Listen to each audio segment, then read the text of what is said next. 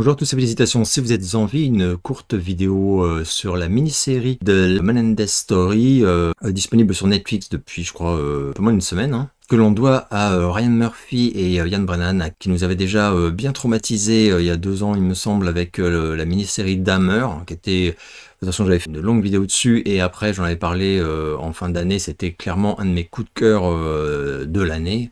Et là je le dis d'entrée de jeu, ça va être pareil pour cette année. C'est-à-dire que là, la limite, la forme que ça prend au final, série, mini-série, film, ça, je m'en contrefiche. Ce truc-là, c'est une des meilleures œuvres cinématographiques, on va dire, voilà, que j'aurais vu cette année. Mais alors, sans l'ombre d'un doute. Ce sera dans mon top 3 des plus grosses claques de l'année. Je vais évidemment rien spoiler, mais comme ça parle de, voilà, d'une histoire vraie, même si c'est un petit peu... Alors, romancé, oui et non, là, c'est plutôt que ça creuse des pistes et que du coup, c'est obligé de faire des suppositions et que ça met en image ces suppositions, ces interprétations, des choses comme ça. Mais dans les faits, très concrètement, pratiquement rien n'a été modifié, enfin, il y a des petits trucs, mais rien d'important. Je dis ça parce qu'il y a des petits débats, évidemment, sur ceux qui comprennent pas la différence entre un documentaire rigoureux et une œuvre de fiction. Même si elle reprend fidèlement, plus ou moins fidèlement, des faits réels, elle est libre, en fait, totalement. Et c'est impossible, par exemple, de deviner ce que des gens se sont dit quand il n'y avait pas de témoins ou des trucs comme ça. Donc bref, un débat un peu stérile à mon sens.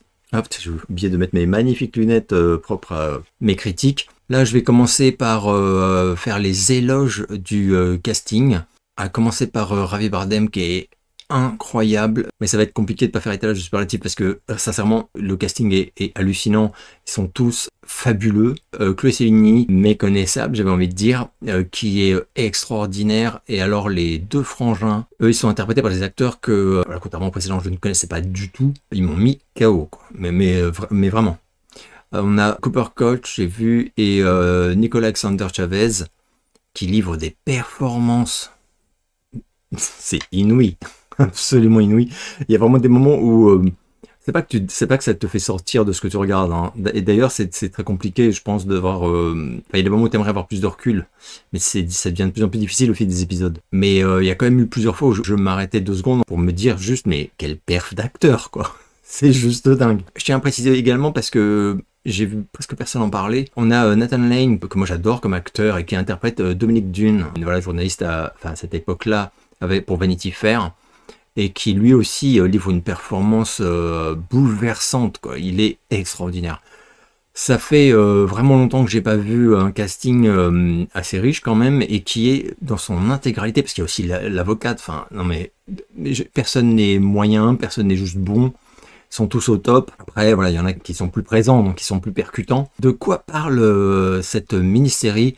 Donc sans rien spoiler, en tout cas le moins possible, elle débute un soir d'août 1989 où on va retrouver les deux frères, donc ils ont 19 et 21 ans, là, qui appellent le 911 et ils hurlent, ils pleurent, ils disent au téléphone qu'ils viennent de rentrer chez eux et de découvrir les cadavres de leurs parents massacrés, hein, voilà, coup de fusil à pompe, etc., dans leur immense villa de Beverly Hills, voilà, parce qu'il s'agit donc d'une famille extrêmement fortunée. On va comprendre son passé, parce que c'est pas anodin, enfin voilà, il y a beaucoup de choses qui sont importantes à savoir, qui ont mené à cette fortune.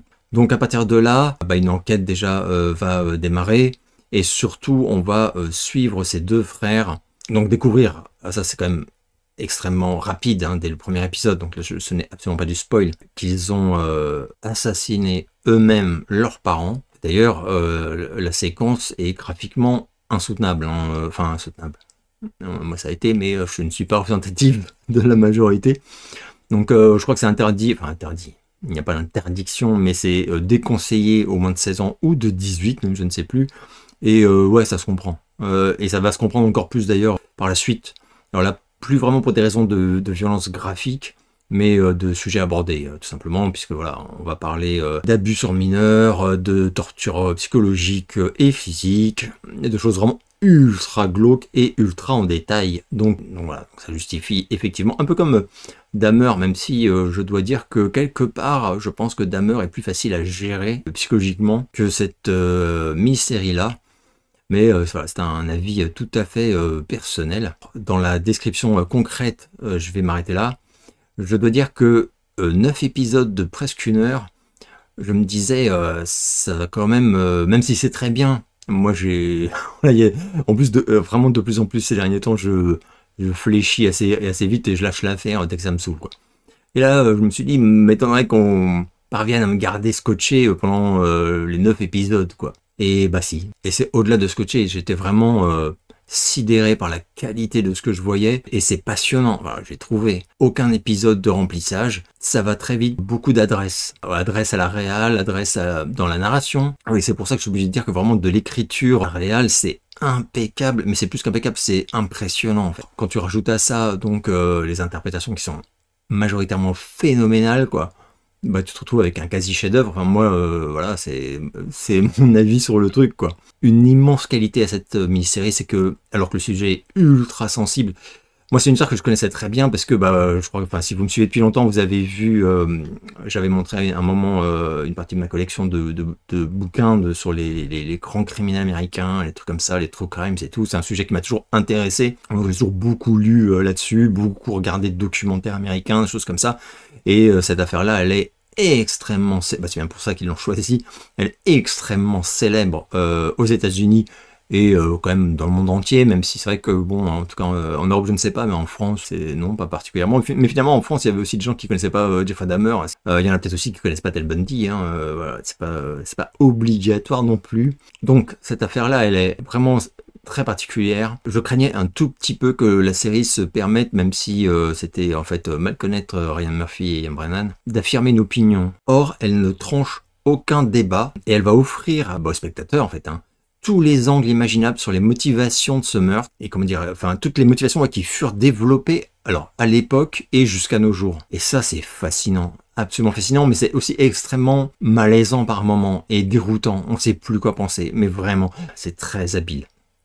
Et au final, c'est à chacun de se faire son opinion et on se sent vraiment comme un équilibre entre la tentation de la compassion et celle du mépris absolu. Et personnellement, sincèrement, alors que j'avais voilà, c'est une affaire que je connais, donc en tant que voilà simple individu, j'ai un avis quoi, mais je peux dire que c'est une certitude parce que il y a trop de trucs où finalement qu'est-ce que t'en sais quoi. Mais il y a quand même beaucoup de choses qui font pencher pour moi la balance dans le mauvais sens, on va dire, pour les deux frères. Mais cette série-là, sur des éléments qu'elle n'invente pas, je précise quand même, te rafraîchit la mémoire sur beaucoup de choses, et au final, c'est vraiment chaud. Et ça, j'adore. Parce que c'est une série qui te prend pas pour un con, et là, c'est manié, mais avec vraiment maestria, quoi. Mais c'est fou. Et à la limite, réussir ça, enfin, ce genre de coup de maître sur un film de 2 heures, même, allez, 2h40, un truc comme ça, ok, déjà bravo. Mais maintenir ça sur 9 épisodes qui en plus ne sont pas réalisés par les mêmes personnes, même si bon clairement je pense que elles se concertent et voilà, puisque la réal, quand je dis que la réal est extraordinaire, moi j'ai vraiment trouvé qu'elle était époustouflante et du premier au dernier épisode. Avec des idées différentes par moment, mais vraiment, le niveau, il baisse pas pour moi. Et voilà, et au final, on est là et on se dit, d'un côté, on a affaire à des crétins pourri gâtés qui se seraient crus donc plus malins que la justice et que tout le monde, finalement, du haut de leur arrogance dorée. Mais on a peut-être aussi affaire à des survivants de sévices à peine croyables et qui se sont forgés en fait cette carapace de condescendance, enfin vraiment ils sont pas appréciables les deux frères. Du coup voilà, l'histoire à travers la justice, elle a définitivement tranché en réalité. Mais la mini-série, elle se refuse à le faire. Enfin, elle se refuse à le faire totalement. Et elle vise, bien au-dessus de ça, quoi.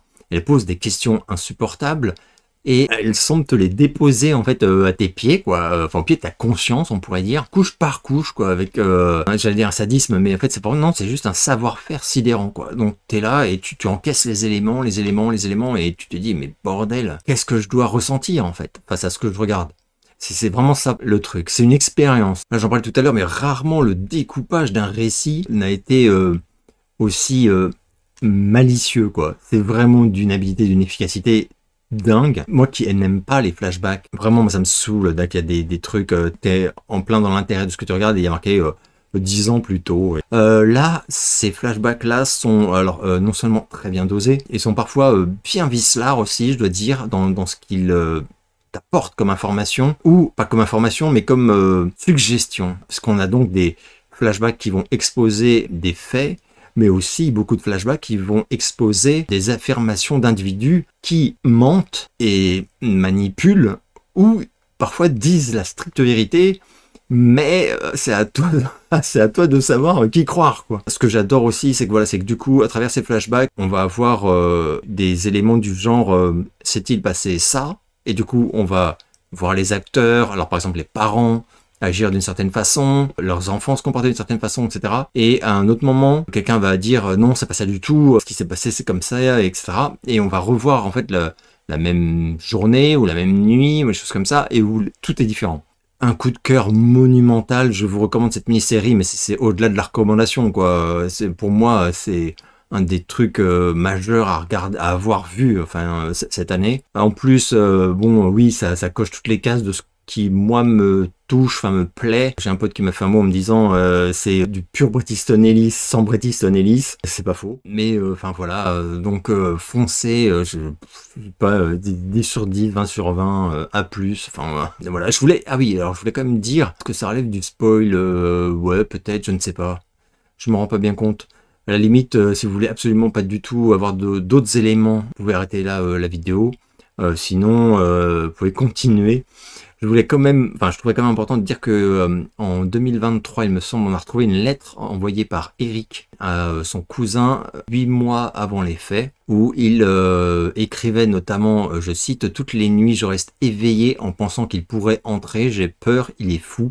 Il voilà, faisait évidemment référence à son père. Et pour pas mal de personnes, visiblement, qui ont étudié le dossier, etc., découvert de cette lettre ferait pencher la balance du côté de la version des frères. Je précise quand même que à ce jour, après donc de longues années d'emprisonnement, ils n'ont pas changé leur version.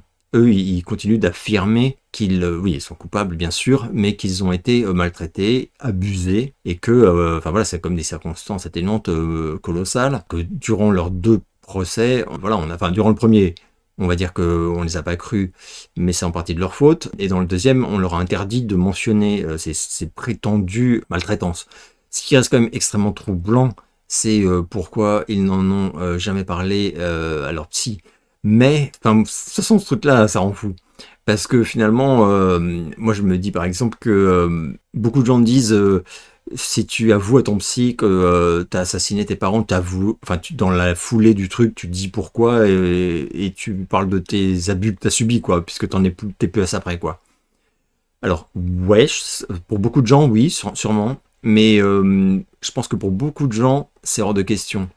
Parce que avoir assassiné ses parents, c'est horrible. Mais raconter qu'on a été abusé dès l'âge de 5-6 ans, qu'on s'est ensuite plus ou moins laissé faire, c'est humiliant, enfin c'est très différent. C'est une honte très très différente que celle d'avoir commis un acte horrible. Et je peux comprendre, enfin je suis sûr que ça existe, quoi. Peut-être qu'ils aient fait une sorte de pacte, hein, à un moment ils en parlent, de ne pas en parler. Après voilà, ça, le problème c'est que quand tu penses à ça, tu te dis ouais, mais alors du coup, pourquoi là, le privé se vantait en se marrant d'inventer des trucs liés à des abus qu'il avait lus dans des bouquins, qu'il allait, en racontant ça, il allait faire chialer tout le monde, enfin, ah putain, ça rend dingue, je ne sais pas. En tout cas, ce qui est sûr, c'est que la série, elle cartonne, elle fait beaucoup de bruit. Eric Menendez s'est manifesté d'ailleurs, il a visionné la série en prison. Donc, prison, on peut regarder Netflix, c'est cool. Ah non, c'est cool, ouais, vous avez compris. Que lui, il est pas content, évidemment, il pointe des inexactitudes qu'il dit être volontaires et dont l'orientation serait malveillante, voilà. Alors, moi, je suis pas vraiment d'accord. Surtout que après, il explique à quoi il fait référence et en fait, que, mec, tu crois que ça va changer grand-chose. Enfin, bon, donc bon, c'est normal qu'il soit pas content. Les deux d'ailleurs. Hein. Enfin, alors là, il s'est pas exprimé, mais une fois de plus, c'est pas un documentaire. Il y a quelques changements qui sont pas cachés par rapport aux faits. C'est pas vraiment des changements. C'est des suggestions ajoutées, des choses comme ça, des hypothèses ajoutées. Et ça, c'est important. Ça, enfin, de mon point de vue, c'est important. Donc c'est voilà, c'est une œuvre qui relate des faits réels, mais fait des suggestions, questionne et brode des hypothèses. Donc bref. Je voulais quand même aussi conclure en parlant d'un documentaire extrêmement important, enfin en tout cas moi j'attends alors impatiemment, qui sortira le 7 octobre sur Netflix et qui contiendra un entretien avec Lyle et Eric Menendez sur toute cette affaire. J'imagine qu'ils vont également parler de leur vie en prison depuis. Ils ont la cinquantaine maintenant, largement. Ce qui est intéressant, c'est que c'est pas arrivé depuis, je crois, 30 ans, un truc comme ça, et qu'ils n'ont aucun espoir de sortir, quoi qu'ils en disent, hein, je pense. Et moi, en tout cas, ça m'intéresse énormément de les entendre parler maintenant, avec tout ce recul et tout, sachant que, comme l'autre, c'est pas, voilà, ils n'ont pas publié de bouquins, de trucs comme ça. De bouquins, j'allais parler d'un truc, mais ça serait spoiler un élément catastrophique et très important de la série. En tout cas, mini-série de l'année, je pensais vraiment que ce serait Ripley, moi, mon coup de cœur de l'année en mini-série, mais là, c'est extrêmement différent. Hein. Vraiment rien à voir. Mais non, là pour moi, c'est masterclass de ouf, de ouf. Jetez-vous dessus, c'est un ordre, et j'espère que vous allez bien, et je vous donne rendez-vous très bientôt pour une nouvelle vidéo.